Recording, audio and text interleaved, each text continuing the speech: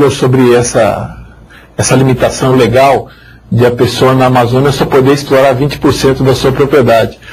E eu também tenho uma dúvida, que ainda é relativa àquele assunto das pequenas, grandes e médias.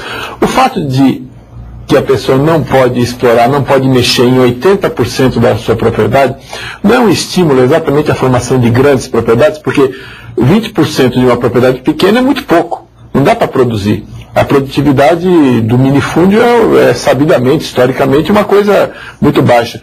Para que ela consiga ter uma quantidade razoável de terra, essa propriedade vai ser muito grande. Não há uma contradição nisso? Não, por quê? Porque os 80% que é assegurado pela reserva legal não é que não pode mexer. Você pode sim fazer uso, desde que faça uso sustentável. Você não pode desmatar. O problema é que as pessoas confundem uma propriedade que seja produtiva, rentável, com desmatamento. E, na realidade, o desmatamento está se configurando como uma atividade não rentável. Por quê? O que acontece na Amazônia, esse conceito também de que 1.500 hectares não é nada, como eu vi algumas pessoas falando, pelo amor de Deus, 1.500 hectares é muita coisa. É muita coisa. Na Amazônia é que as pessoas ficam fazendo esse tipo de afirmação que não tem base de realidade. Veja bem, uma propriedade, ela começa a produzir a partir do desmatamento mediante a garimpagem de nutrientes, que é isso que é feito na Amazônia.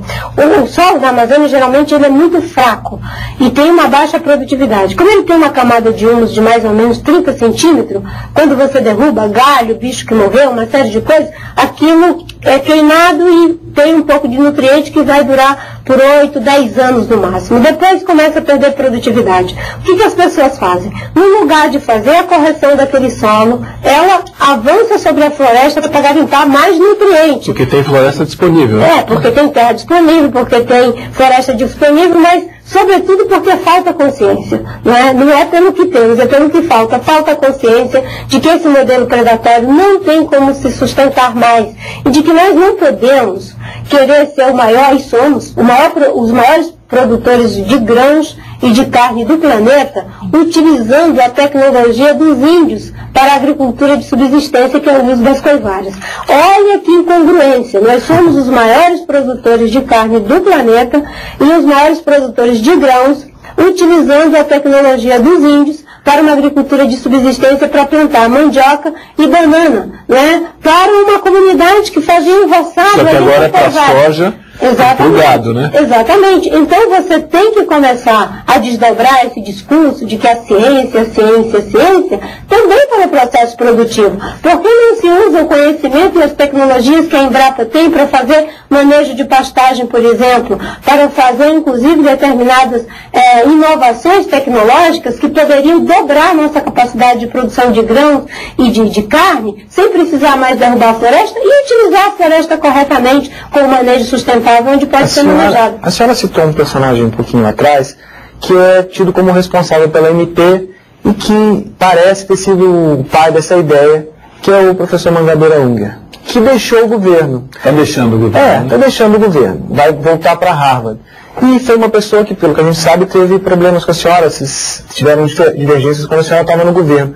Fica parecendo que ele foi um furacão que passou na sua vida ou na vida do governo, ou o governo é que fez a opção errada?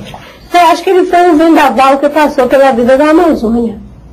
Porque eu não tive nem muito tempo de divergir com o doutor Mangabeira, porque na época eu estava finalizando, nós trabalhamos o programa Amazônia Sustentável desde 2003.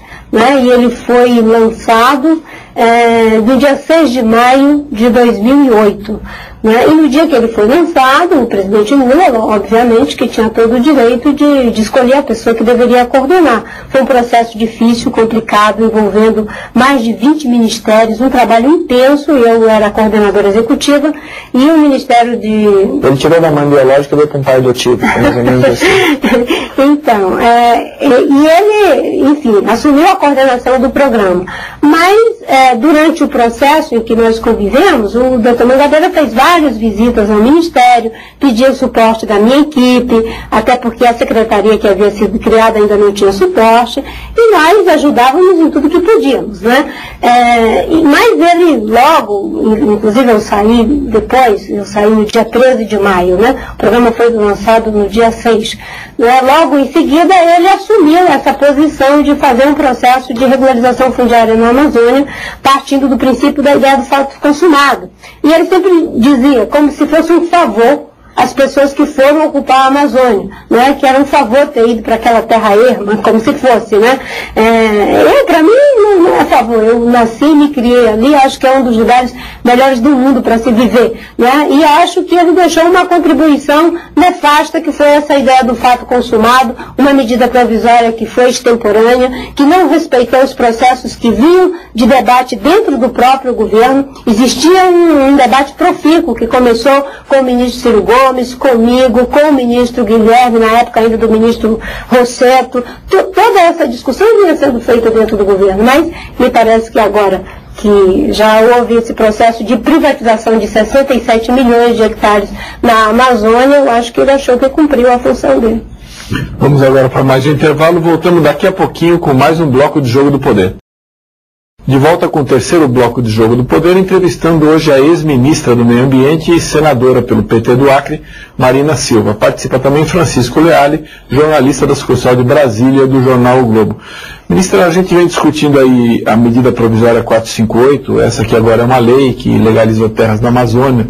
A senhora fez aqui algumas críticas ao governo em relação a isso. E agora vem uma outra batalha por aí, que é o Código Florestal. Nós já tratamos até muito rapidamente dessa questão dos 80%, 20% das propriedades da Amazônia. A senhora está otimista ou pessimista em relação a essa batalha? A senhora acha que vai sofrer mais ou menos do que a senhora sofreu na discussão dessa medida provisória? Sempre que as pessoas me fazem essa pergunta, eu nunca digo nem pessimista nem otimista, persistente. Eu sou uma pessoa persistente.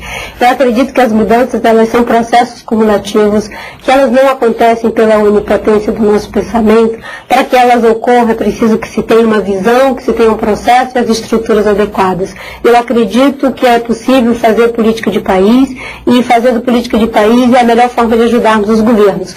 Na questão ambiental, isso é, sem sombra de dúvidas, um caminho, porque as mudanças, elas acontecem no mínimo, no médio e longo prazo. Nada é de curto prazo ou de curtíssimo prazo, né? Se nós tivéssemos imaginado que o plano de combate ao desmatamento começou em 2003, só ia dar frutos a partir de 2005, não teríamos feito o plano, mas ele funcionou e funcionou adequadamente. Criar 24 milhões de hectares de unidade de conservação, fazer plano nacional de recursos hídricos, plano de mudanças climáticas, que resultou na negociação, que eu mesma tive a honra de fazer com o ministro da Noruega, de $1 bilhão para o Brasil, tudo isso é política estruturante, é política com P maiúsculo, né? Então eu sou uma pessoa persistente. E nessa discussão do Código Ambiental, estou chamando de Código Ambiental, olha só como as pessoas estão se sentindo à vontade nesse ambiente de retrocesso, de desqualificação da legislação. A senhora chamou de desmonte, né? A palavra que a senhora usou. Exatamente, uma operação de desmonte, porque as pessoas estão propondo revogar integralmente 3 leis,